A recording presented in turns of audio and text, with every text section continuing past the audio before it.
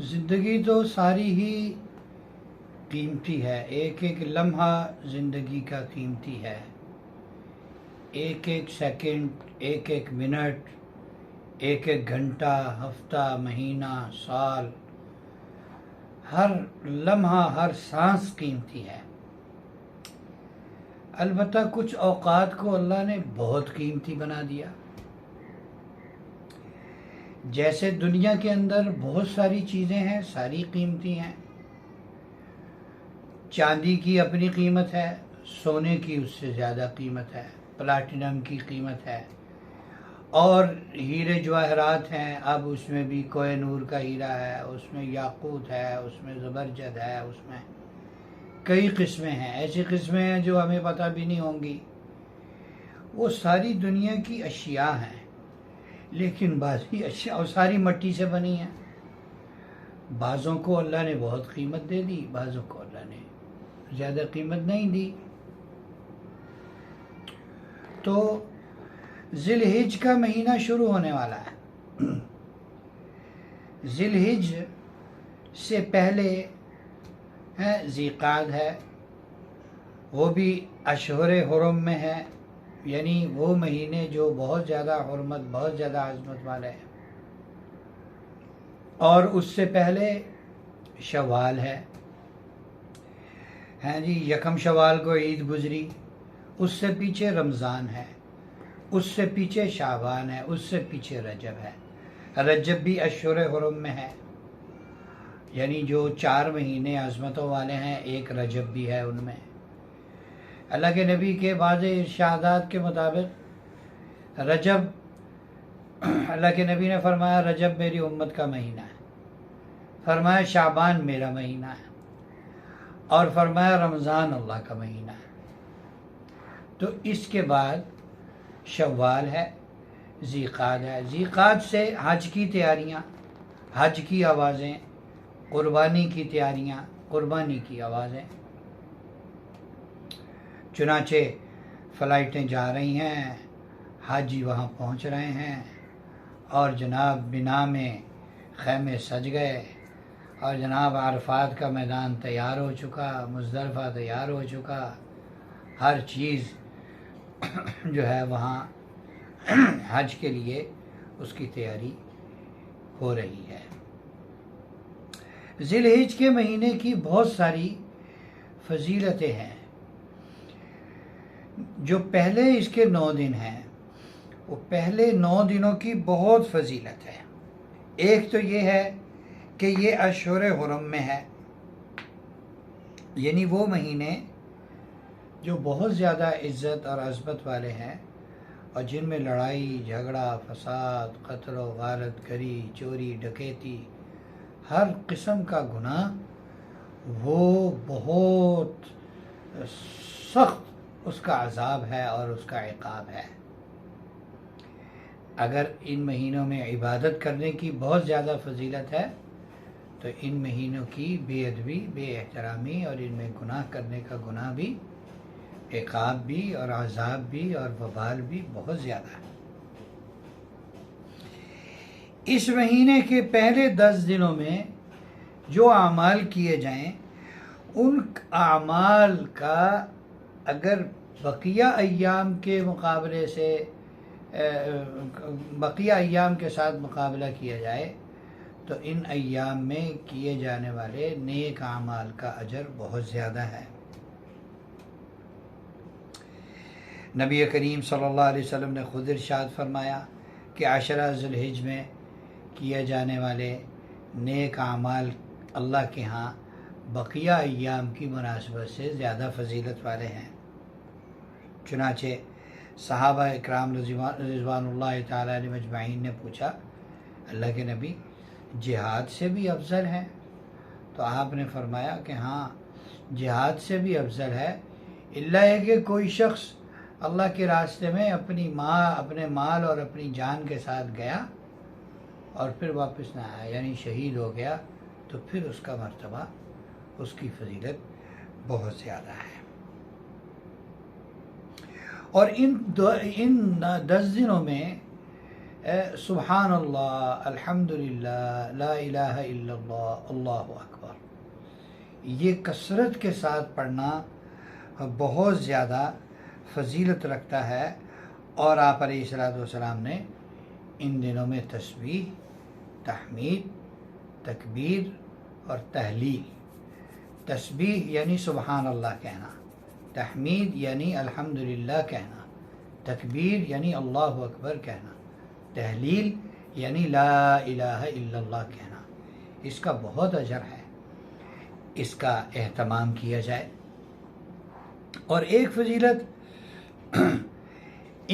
اس ذی الحج کے مہینے کی حج کی نسبت سے ہے۔ حج ایسا عمل ہے کہ جو اس مہینے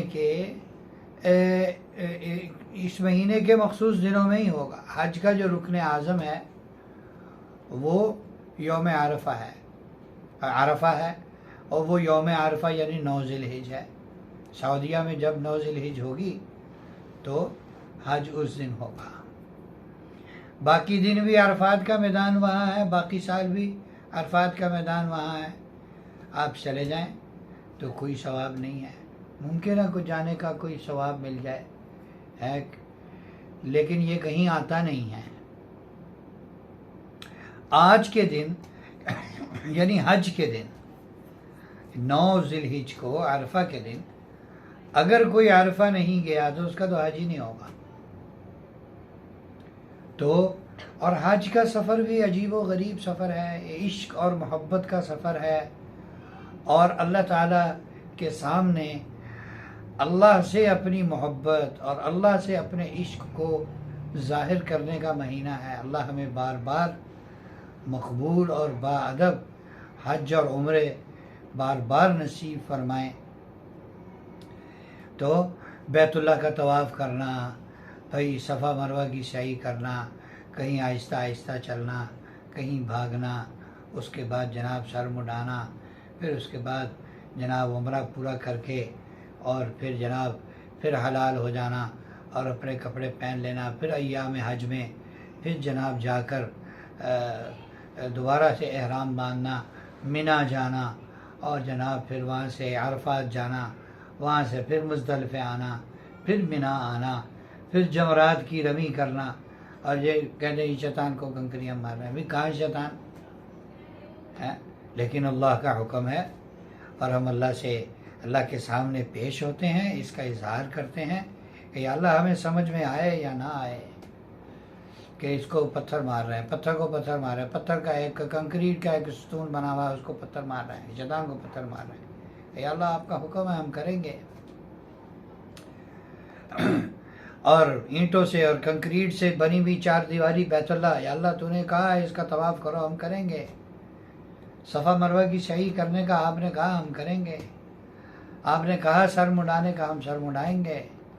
آپ نے کہا مینا میں ٹھہرنے کا، ہم کریں گے، ٹھہریں گے وہاں پر۔ آپ نے فرمایا مزدلفہ جانے کا، ہم کریں گے، مزدلفہ ٹھہریں گے، جائیں گے۔ تو عشق و محبت کا سفر ہے۔ اسی طرح اس مہینے میں ایک عمل ہے قربانی، 10، 11، 12 ذی الحج، 3 دن قربانی کی فضیلت ہے۔ آپ صلی اللہ علیہ وسلم نے فرمایا ان 3 دنوں میں جو پیسہ خرچ کیا جائے سب سے زیادہ ثواب اس پیسہ خرچ کرنے کا ہے جو قربانی پر کیا جائے۔ اب قربانی لینا، قربانی کرنا، اور جناب اس کی ذبح کرنے کی اجرت دینا، اور قربانی کے جانور کی خدمت کے لیے اس کے کھانے پینے کا بندوبست کرنا، یہ سارا کیا ہے؟ قربانی کے اوپر خرچ ہو رہا ہے۔ جو پہلے 9 دن ہے ذی الحج کے، پہلے 9 دنوں کے روزے کا بہت ثواب، بعضی روایات میں ہے 1 دن کے روزے کا ثواب سال بھر کے روزوں کے برابر ہے، اور 1 رات کی عبادت لیلۃ القدر کی عبادت کے برابر ہے۔ یہ 9 ذی الحج تک ہے روزہ، اور یہ عام لوگوں کے لیے ہے، حاجیوں کے لیے اگر ان کو تکلیف ہے، طواف کرنے ہیں، انہوں نے چلنا پھرنا ہے، مینا آنا ہے، اور 8 ذی الحجہ کو مینا آنا ہے انہوں نے، اور 9 کو انہوں نے عرفات جانا ہے، تو روزہ رکھیں گے تو پریشانی نہ ہو، اس لیے عام لوگ روزے کا اہتمام کریں۔ حاجی ذرا کھائیں پئیں تاکہ جو حج کے ارکان ہیں ان کو مضبوطی کے ساتھ، پوری قوت کے ساتھ اور پوری حشاشیت اور بشاشیت کے ساتھ ان کو ادا کر سکیں۔ حضرت ابو ہریرہ رضی اللہ تعالیٰ عنہ سے ایک روایت ہے، آپ وہ فرماتے ہیں کہ آپ صلی اللہ علیہ وسلم نے فرمایا کہ اللہ کے ہاں عام دنوں کے مقابلے میں 10 ذی الحجہ کی عبادت زیادہ محبوب ہے، اس کے ایک دن کا روزہ 1 سال کے روزوں کے برابر ہے، اور 10 ذی الحجہ کی ایک رات کی عبادت لیلۃ القدر کی عبادت کے برابر ہے۔ اور جو عرفے کا روزہ ہے، عرفے کا روزہ، اللہ اکبر، عرفے کا روزہ اس کی فضیلت تو بہت زیادہ ہے۔ عرفے کے روزے کی فضیلت آپ صلی اللہ علیہ وسلم نے فرمایا کہ میرا خیال ہے، مجھے اللہ کی ذات سے امید ہے کہ جس نے عرفے کا روزہ رکھا اس کے 1 سال پچھلے اور 1 سال کے اگلے 2 سالوں کے گناہ معاف ہو گئے۔ تو یہ مہینہ جو ہے یہ شروع ہونے والا ہے، اور سب سے پہلے اس کا پہلا عشرہ آئے گا جو سب سے زیادہ قیمتی ہے، اس میں ان چیزوں کا اگر اہتمام کر لیا جائے، سبحان اللہ کہنا کیا مشکل ہے، الحمدللہ، لا الہ الا اللہ، اللہ اکبر کہنا کیا مشکل ہے، دعائیں کرنا کیا مشکل ہے۔ اس لیے بھئی گرمی ہے، اگر روزہ نہیں رکھ سکتے تو اور عبادات کا تو اہتمام کیا جا سکتا ہے۔ اللہ تعالی ہمیں ان ایام کی اور زندگی کے دیگر ایام کی پوری قدر کرنے کی توفیق نصیب فرمائے۔